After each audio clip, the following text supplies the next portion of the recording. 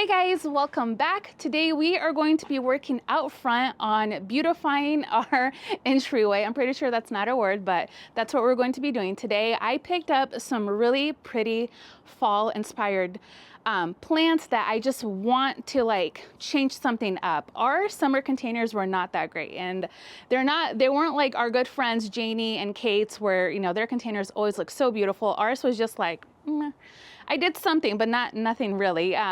Just because, the landscape kind of took priority this year, and I just wasn't really focused on the entryway that much. But after filming our video with Brian Bauman the other day, which I'll link down below in the description box, I was just feeling so inspired by fall and like fall colors, and it was just fun to see how our brains think differently. Brian and I both had very different containers, still with the fall theme in mind, but they turned out completely different. So that just kind of it got me all tickled up and excited, like, okay, fall is here, let's do something different. So anyways, that's what we're going to be doing today. I'm going to show you the plants that we have. I'll show you what we have going on right now, and then we will work on a game plan and get them all planted up. So to start us out, you can see things don't look that great out here. Eventually, what we'd like to do once we complete our construction inside the house and the siding is restructure the entryway quite a bit. But that will be something later down the line when we get everything else done. So this is kind of what we have, what we're working with. And it's a really I think it's kind of welcoming, but these containers are just definitely they're cute, but they're not really doing much. And although I do have these lantanas in here, which, oh my gosh, look at that color. Oh, these are proven winners, I believe. Gosh, I don't know the variety. I'll pop up the name on the screen, but these are actually, you know what? I have a tag. Just kidding, hold on. This is them right here. So we got these, oh gosh, I would say maybe like 4 weeks ago, and they did put on quite a bit of size. So although these do look great and they will flower up until frost, I just want something a little bit different. I want to bring in some cooler tones, some pinks, some purples, and this is just very, very warm. However, I am one who does not like to waste plants. So what I want to do is remove these from here, and I'm just gonna set them aside in my cart, and then I'm gonna plant them in the landscape somewhere, at least so we can get a little bit more use out of them. And same with our arbs here. I'm gonna take these out because I want a grassy texture in here instead of this as our thriller. So I'm going to take that out. I'm gonna probably use it for maybe winter container. If not, I have another spot where I can use these in a container. But you can see there's just not, there's not a lot going on here. And the way I like to kind of freshen up our front area, because we still want to wait to restructure it after everything else is done, is I come in with fresh paint. And if you are on a budget and you want to update your front area, just come in with some paint, and that just makes a world of a difference. Now, obviously it's pretty scuffed up, and if I have time, I will give it a quick little paint job before we get into the winter months. But it's also I know it's going to get all scratched up again, so I'm not worried about it. But anyways, let me show you the plants that we have, and then we will set up and get planting. So here is what we have, and you can obviously see the theme was kind of purples and pinks, a little bit of burgundy, brownie tones over here, lots of different textures, which that is something I am super, super excited about. And we'll start back here with our grasses. And the great thing about almost all of these, they're perennials, so I'll get 2 uses out of them, not only in our fall containers, but also in the landscape. So this is feather reed grass, Carl Forster, and let's see, so it's hardy down to zone 4, and it gets 4 to 5 feet tall and 24 to 30 inches wide, requires full sun. And I don't know if you can tell in the picture, but it just has these little feathery plumes, which I love. And over here, we have this Achillea, and oh my gosh, full sun. Let's see, it gets 12 to 14 inches tall and wide, and this will bloom all throughout fall. And can we just look at that color? That is so, so stunning. And let's see, yes, it is a perennial. And what zones? Oh, 4A to 9B. Wow, that's really hardy. That's great. So this is a new one for me. I haven't grown this one yet, but oh my gosh, I couldn't turn away from that color. We have a sedum. This is Sparkler Plume Dazzled. And let's see, hardy down to zones 4 through 9. Blah, blah, blah. Okay, 6 to 8 inches tall and wide. And I was just immediately attracted to this because of that dark foliage. In fact, when we were talking about some of my top 10 perennials that I love for fall time, you guys mentioned some really, really interesting sedums that I want to get my hands on. And then over here, we have some herbs. We have sage, and I love adding herbs to containers. Brian actually brought this out or mentioned that in our video together, and it's such a good way to incorporate edibles with ornamental things, and you can use it in the holiday, which is a great thing for us, especially when you want fresh herbs. There's nothing like fresh herbs, right? And I just love the texture of these. I was looking for something a little bit silvery. I thought about a Dusty Miller, but I think this just is going to play well with everything else. We have some leaf lettuce Merlot. Again, more edibles, and I just like the texture. Oh my gosh, and let me pull this out. Look at these violas. Tell me that's not the most pretty viola you've ever seen. When I saw it, I wasn't going to pull it, but I could not walk away from it. I just thought, I'll just tuck it in somewhere. I don't even care if it doesn't match. It's just so pretty. We have some more ornamentals here. This is an ornamental cabbage, songbird pink. And I like this one just because it has multiple heads. Look at that. That's very interesting to me. And then we have this one, which is cabbage pigeon red. Again, another ornamental, and it just is going to play off on those other colors really well. And then we have more pansies and violas. And finally, the plant that I'm probably most excited about is this Fantasy Jasmine Anemone. Look at how beautiful that color is. I cannot wait for these to start opening up because it just has the brightest yellow center, and it just makes everything pop so nicely. And this one, let's see, part shade. It gets 14 to 20 inches tall, 10 to 15 wide, hardy down to zone 5, tolerates moist soil, and is long blooming. This was another favorite of mine as far as flowering perennials in the fall time. And for additives, I have these cute little preserved thistle that I just got at the craft store. I think Michael's, it was probably Michael's. And then I also have some Spanish moss that I plan to tuck in underneath everything. I think we have everything that we need, and keep in mind that when you're planting fall containers, remember they're not going to put on a lot of size, so you can really like jam pack them in there, which is almost funner than summer containers just because you get to have a lot more variety, because these plants again aren't going to get very big. And using perennials again gives you that opportunity to use it not once but twice in your garden, so it helps you kind of recycle those plants into something else, which to me it's just financially nice to be able to do that. And I will, again, just plant these somewhere where I can still enjoy them until frost. And then the arborvitaes, I feel like I've taken those out, I've planted them. They're kind of like that traveling plant of mine. I'm always putting them somewhere else depending on the season, but they're doing fine, and I don't know, they seem to be doing great. So anyways, let me set up my camera up. I'm going to go ahead and remove these first, and then we will plant everything and then clean everything off and take a look to see how it all looks.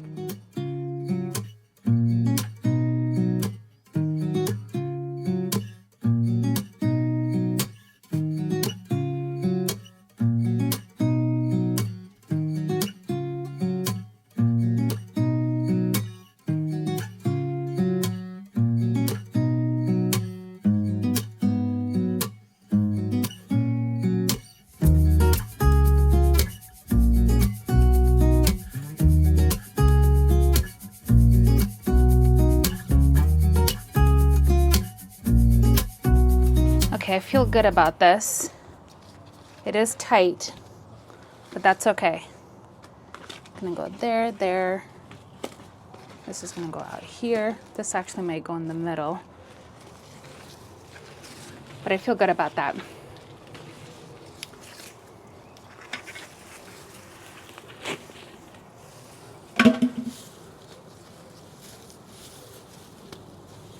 I'm not going going to worry about these being root bound because they are not going to be here for very long. So when I transplant them outside, I'll take care of that then.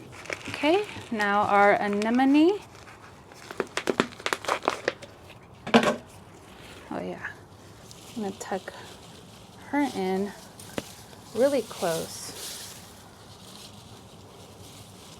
Kind of just pop out a little bit.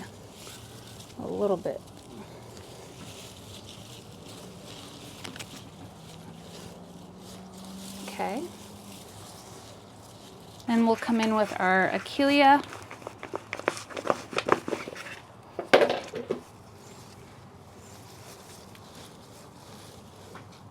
And let's come in with our sage just to break up some of this green here. And then we will come in with our cabbages. And I angle them out just a bit like that. And then this other one. You can go ahead and just squeeze that root ball a bit if you have a tight area, just to kind of help take shape a little bit more, so we can really make sure they're packed in there and planted nicely and tucked away. Okay, perfect. The other great thing about using edibles like this is they're very inexpensive right now, and you can find them in your garden centers, these little starts. I'm just gonna tuck it like right there, just to add something, you know, just a little pop of color. And then let's come in with our sedum.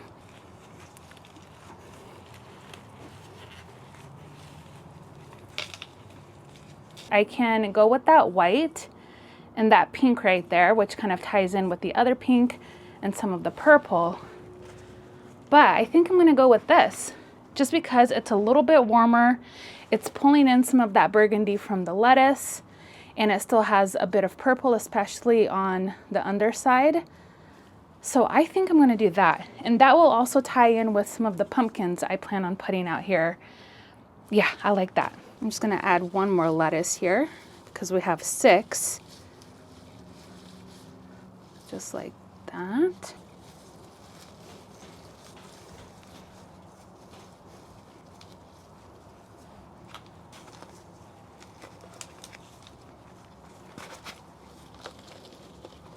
All right, let's get the other one planted up.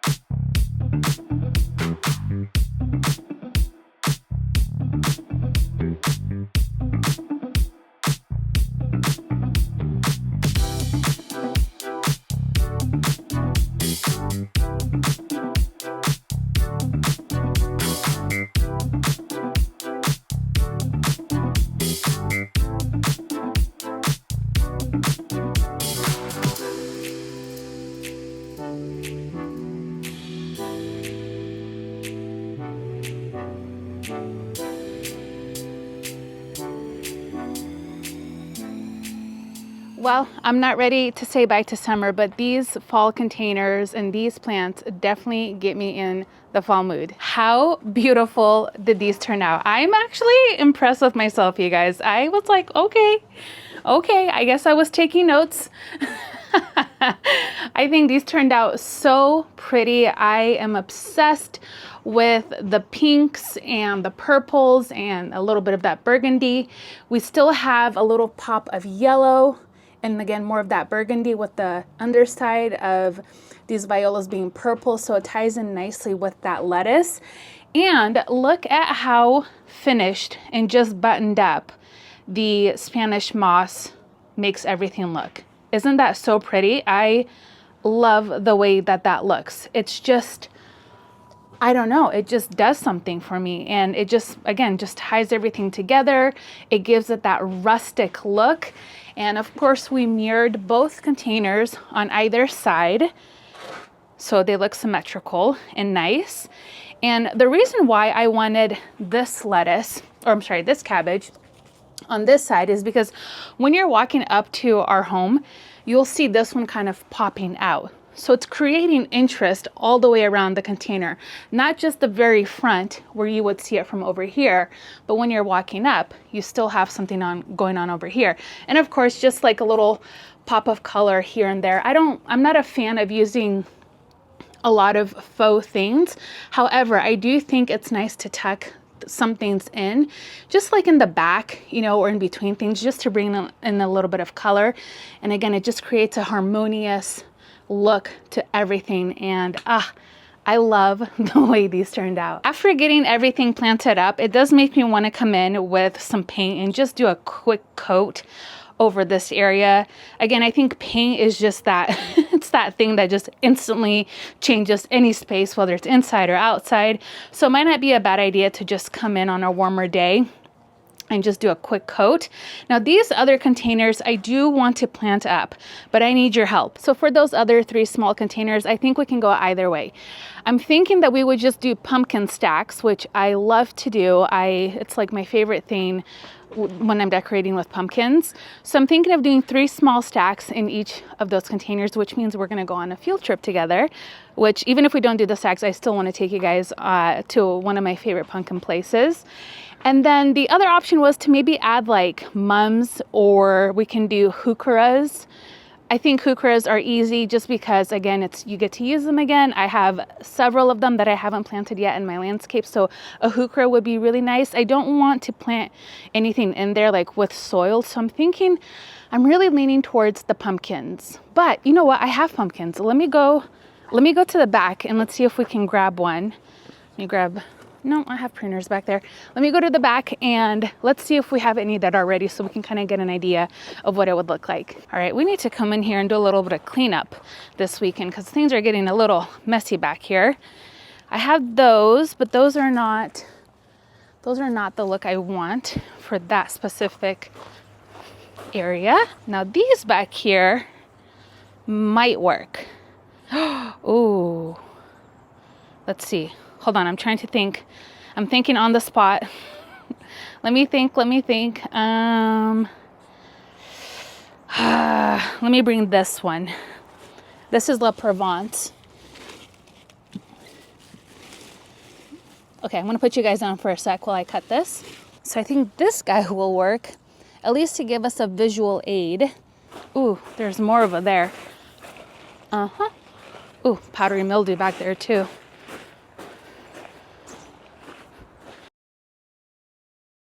Okay, as a visual, this is what I'm thinking. So it would be a stack and I would have moss underneath each of the pumpkins.